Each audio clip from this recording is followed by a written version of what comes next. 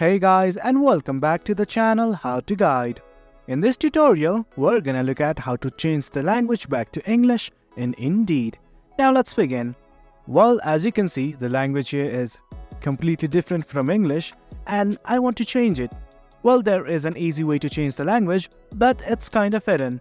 What you need to do is simply type indeed.com/preferences. Just like this. Once you've entered it, click on enter. Well, this setting is kind of hidden, but now you know.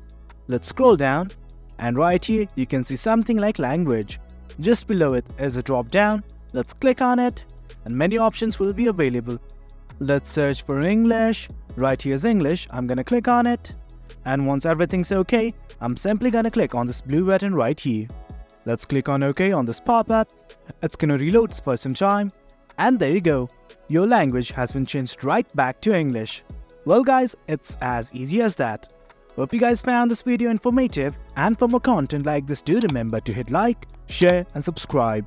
Your support fuels us. Thank you.